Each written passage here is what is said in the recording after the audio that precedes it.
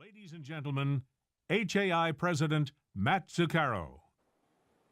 Well, good morning, and I appreciate you joining us here this morning for what I think is going to be a very informative and a very lively discussion of the various issues in the general aviation community. And I want to extend my sincere appreciation for the gentlemen who have joined me on the stage today and traveled here. Starting on my right, we have Craig Fuller, President of AOPA, Aircraft Owner Pilots Association.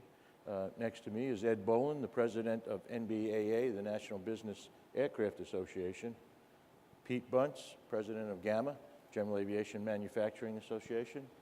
Tom Hendricks, NATA, National Air Transportation Association. And rounding it out is Henry Ogorzinski, better known as Henry O, from NASAO, the National Association of State Aviation Officials.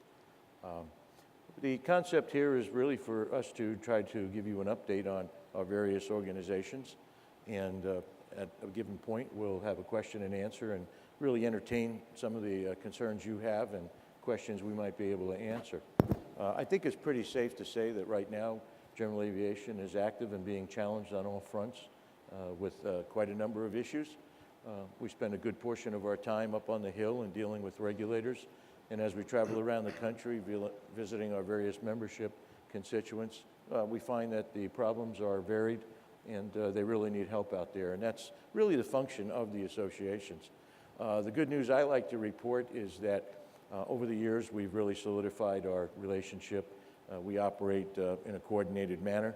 It's allowed us to be much more successful and effective in our efforts. And that really benefits the aggregate membership of all the associations, which is what we're all about. So with that, maybe we can start with Craig, and you can give us an overview of what APOPA's status is right now and what's going on.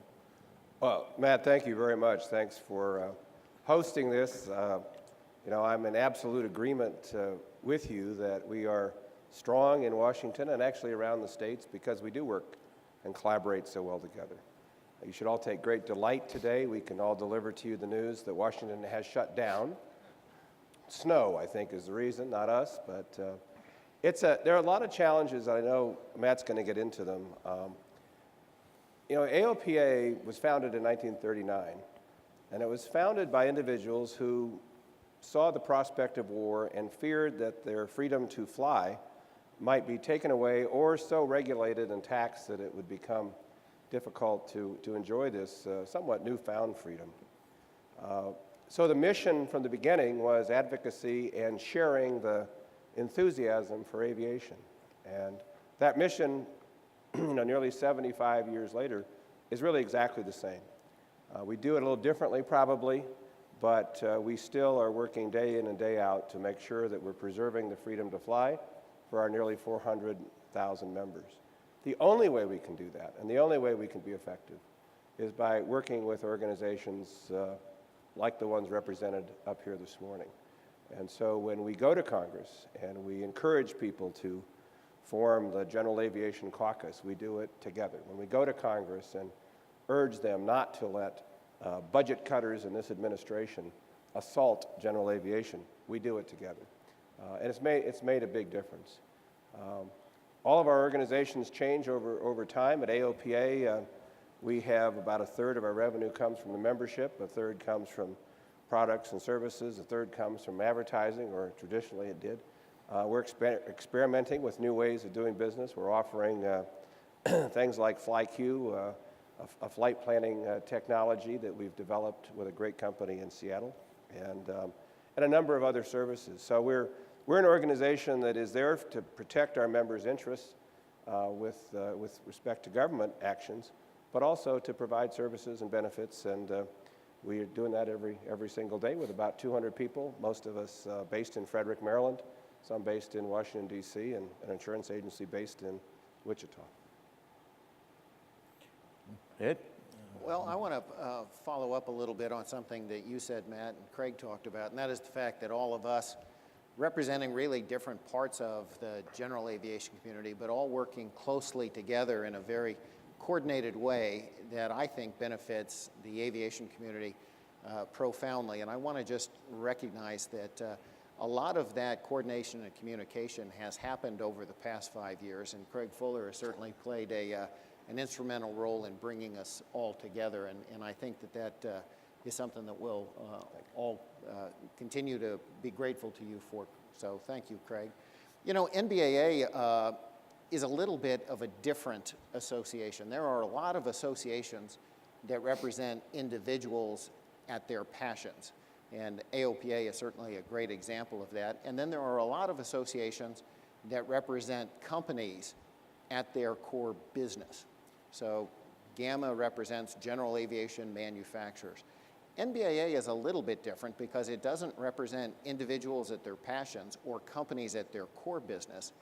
It represents companies that simply rely on general aviation aircraft to help them be more successful at whatever they do, whether that's selling soda or manufacturing parts and equipment, whatever it is. They have found that general aviation helps them compete and succeed in the marketplace. And so NBAA was founded right after World War II to make sure that companies that need general aviation aircraft to help them be more successful will have access to airports and to airspace. And so we've been around representing companies, not individuals, but not companies at their core constituency. And I think you know, we have been part of the general aviation community for coming up on 70 years, and it is just wonderful to be part of this community. I think it's interesting when you look at what has kind of happened over the last several years is obviously our community has been under a lot of attack. It's been under attack for economic reasons, and it's been under attack for PR reasons. And I think anytime you have that kind of challenge, you kind of find out what's at a core. And I think what we have found out is at our core, general aviation is a pretty close-knit community that can and will respond to challenges. I know a lot of people look at this last Congress and they think, gosh, that was kind of a do-nothing Congress, not a lot happened. But the reality is this general aviation community of ours was actually pretty darn effective in the last Congress. We reinstated the BAR program. We passed an FAA reauthorization bill that had no user fees. There was a pilot's bill of rights that got passed. There was legislation on the European Union emissions trading scheme. And on the last day of Congress, they extended bonus depreciation. So all in all, quite a lot got done, and it was all good for our community. The challenge that we have is that a lot of the old issues that we've been fighting have continued to come forward, and we'll be back fighting them again, and we're doing that every day on Capitol Hill. Great. Before I forget, I also want to note that this event is being streamed live on the internet, and I wanted to welcome all the viewers out there who couldn't join us, and appreciate you coming in and looking at it on the computer. In terms of HAI, we're a little unique in the sense of membership. We have 6 classifications of membership. We're both an individual membership organization as well as a company organization. And we have the normal regular operator members that operate helicopters for various reasons, the manufacturers, the service providers, the pilots, the mechanics, and students. So we find ourselves really dealing across a wide spectrum of particular issues that affect people at different levels and different ways. We've been around since 1948. We're approximately 65 years old. The membership now is about 3,550 members, and the way we like to represent that is that our members collectively around the world operate about 5,500 helicopters, and they're flying them almost 3 million hours a year. We find ourselves in about 74 countries right now. It amazes me, though, as we travel around, and we're on the road about 50% at a time worldwide. No matter where we go, the problems seem to be the same. It might be a different language, and there might be different numbers on the aircraft, but all the infrastructure issues of heliports, noise, safety, everything is there. So we have gotten smart about this from our internal organization, where HAI has done a lot of facilitating of all our regional partners around the world, where we are getting everybody together, and this is a collective problem. The more minds you get into this and the more eyes and ears you have looking at the problem, we usually find the solution someplace in the world. rather than duplicate that effort on multiple levels.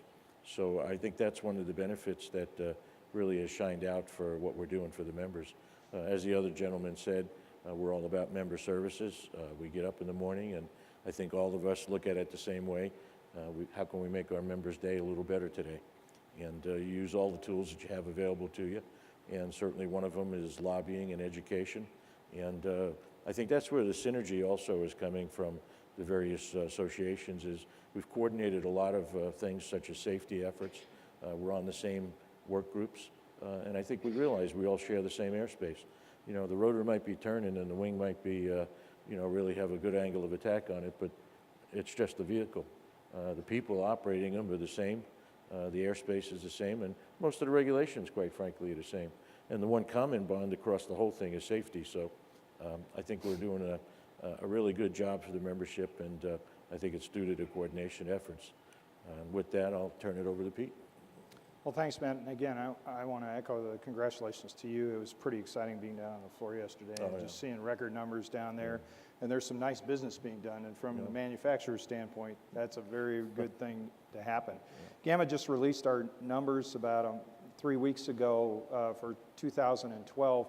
And while on the fixed wing side of the business, whether it's pistons, turboprops, or jets, things are pretty flat. The only bright spot on the fixed wing side that we could report was on ag aircraft. There's some very nice growth. We are hoping on the fixed wing side that this is the bottom of the trough and that hopefully recovery of economies in North America and Europe and other parts of the world, a more acceleration of economies will bring us out of this flatness there. But on the rotorcraft side, it was a totally different story. Our numbers we report came directly from the manufacturers, and whether it's pistons, single engine turbine, or twin turbines, we had extremely solid growth, over 10% in each one of those different segments in the rotorcraft world. So this is an exciting industry to be a part of. Gamma, about 10 years ago, the board decided to go international because we are a global industry. Manufacturers, we supply machines and components all over the planet, and that was an extremely smart decision. That was under Ed's leadership when he was at Gamma. But about 4 years ago, we decided to bring in the large MRO facilities, and that's been tremendous for Gamma to work with the big MRO companies that deal with retrofit, refurbishment, the heavy maintenance, and the completion centers that we have for the aircraft that we deliver. About 2 years ago, we brought ag aircraft on board, but one of the things I'm very excited about is we also brought the rotorcraft manufacturers on board. And for some reason, whatever the decisions were made a long time ago when Gamma started, it was a fixed-wing organization, and bringing rotorcraft in was really the desire for many of our companies that supply components to the rotorcraft manufacturers saying, hey, why aren't the big players, the OEMs in rotorcraft, part of Gamma? And it's been truly fascinating for me to bring on this exciting part of the industry and find out that the challenges that are faced, whether we're dealing with certification, whether we're looking at just rules that govern commercial or airlines totally different than civil, let's say with EASA, or the new developing regulatory regime with the CAAC in China, it affects manufacturers all in the same way. So we are effective because I have the opportunity not only to work with these gentlemen, but we're personal friends, and our wives are friends, and we're together, and we pick the association that's the lead. I came from the military, so you have a flight lead and you have wingmen. And sometimes one association is in the lead and the other associations are on the wing. We talk amongst one another often to be able to decide who's going to take the lead on certain issues. And as Ed said, the proof's in the pudding. If you could think back and you look at the last several years and say, okay, this industry, general aviation, has been under attack. But in the end, we haven't seen user fees, even though presidents from two different parties have pushed this as hard as possible, as well as the FAA. We have not seen a depreciation schedule change. The BAR program was fixed. We have challenges that we are attacking together, the decreasing pilot population, the lack of maintenance people, our need for engineers. We're attacking that all together and combining the strengths of our different associations to be able to try to solve those problems. So it's a true privilege for me to have these guys all as my friends, that we go and work this as one industry together and supporting each other in every step of the way. Thanks a lot, Pete. Tom, NATA? Great. Thanks, Matt, and it's great to be here. It's my first HELI-EXPO, and it's just incredibly impressive, and appreciate the opportunity to speak to the crowd. NATA represents the businesses at airports. So we represent fixed base operators, charter operators, Part 135, and fractionals, 91Ks, if you will. Companies that provide services at airports, such as fuel service providers, flight schools, repair stations. We also represent some airports, non-commercial airports, and airline services as well. And that includes companies that provide catering, ground handling, and other services for airlines. So we have about 2,000 members. We've been in existence since 1940. And as I listen to my colleagues speak here, it sounds like we're the General Aviation Scrum in Washington. So I will assure you that we're meeting very frequently, trying to make sure that we're aligned on our messaging to our regulators and our legislators in Washington. And as Ed alluded to, it's been with great success, Ed and Pete both. So we need to stay unified, because if we get off message, people will drive a wedge in there. We provide a lot of services for our companies. We have a series of councils and committees, much like HAI. We have a industry-recognized leading program called Safety First that provides very high-end training for ground employees. We started the Air Charter Safety Foundation several years ago. That is now taking off. That's primarily driven by the Part 135 air charter community. We most recently started ASAP programs at 4 companies within the Great Lakes region. That's something that we'd hope that helicopter charter companies might be able to show some interest in, and of course that there's no charge for providing that. And so we're moving the entire industry down a safety path that the other segments of the industry are, that are going to really pay dividends for us in the long run. One of the challenges we face in Washington, and all the leaders up here would agree with it, it is simply educating our legislators and the public about the great value that all segments of the aviation industry bring to not only our economy, but to our citizens. As you're seeing reductions in service by the major airlines in the smaller cities, the importance of general aviation only increases. So it's up to us collectively to educate members of Congress, our regulators, that we just can't go in with a meat axe and start slicing up programs without having great impact on smaller communities in the U.S. And general aviation can fill some of that void that's been created in the last several years. So I just, again, want to thank you very much, Matt. We look very forward to working with the HAI and the other associations here, and be happy to answer some questions later on. Great.